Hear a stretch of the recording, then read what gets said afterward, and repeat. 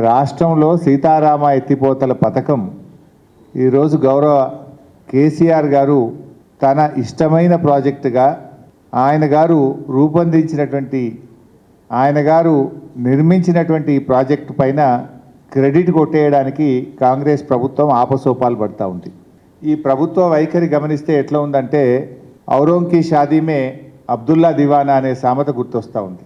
10 సంవత్సరాల్లో బీఆర్ఎస్ ప్రభుత్వం చేసిన కృషి, ఈ ఫలితాలను సాధించిన గొప్ప విజయాలను తమ విజయాలుగా చెప్పుకునేందుకు కాంగ్రెస్ పార్టీ పడుతున్న ఆపసోపాలు, ఈ సర్కారు పడుతున్నటువంటి ఫీట్లను చూస్తూ ఉంటే నవ్వొస్తూ ఉంది.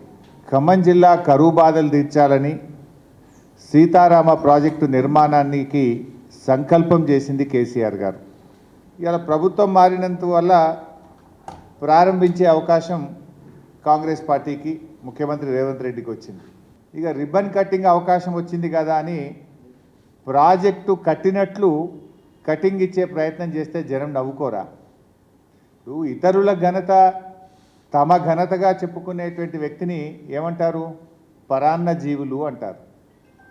ఇంగ్లీష్లో అయితే పారాసైట్స్ అంటారు. ఈ ప్రభుత్వంలో జరిగే కార్యక్రమాల మీద అవాకులు చవాకులు పెరగటం, 6 నెలలకే ఆడిపోసుకోవటం, 6 నెలలలో ఈ యొక్క విధ్వంసం మొత్తం కాంగ్రెస్ ప్రభుత్వం చేసిందని చెప్పుకోవటం మీకే తగు. మీ నిర్వాహకం వల్ల, మీ నిర్లక్ష్యం వల్ల, మీ అవినీతి వల్ల జరిగినటువంటి అరిష్టాలు ఇవాళ సోషల్ వెల్ఫేర్ హాస్టల్లో ఆ పరిస్థితులు ఎందుకున్నాయి? మీరు పెట్టినటువంటి రెసిడెన్షియల్ స్కూల్స్లో పిల్లలు ఆ బాధలు ఎందుకు పడుతున్నారు? ఇవాళలో ఆదాలుస్తున్నారు. మీరు ఈ 10 సంవత్సరాలు మీ కళ్ళకు కనపడే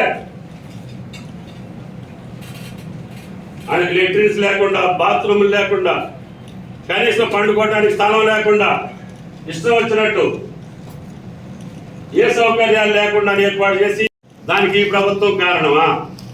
ఇంకా నేను కట్టేటటువంటి రుణమాఫీ పూర్తే కాలేదు. రేపు ముఖ్యమంత్రి తోటి 2 లక్షల రుణమాఫీ చేపిస్తున్నా. అయ్యాక కూడా ఇంకా చాలా మందికి ఇవ్వాల్సిన 2 లక్షల పైన కూడా ఇవ్వాల్సిన అవసరం ఉంటుంది. కేవలం 30,000 కోట్లతోటి ఇప్పుడు 18,000 కోట్లు మాత్రమే అయింది.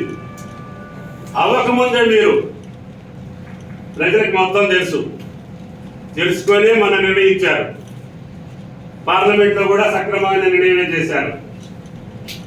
దాన్ని దృష్టిలో పెట్టుకోకుండా విఘ్నులైనటువంటి మీరు, 10 సంవత్సరాల పాలనలో ఉన్నటువంటి మీరు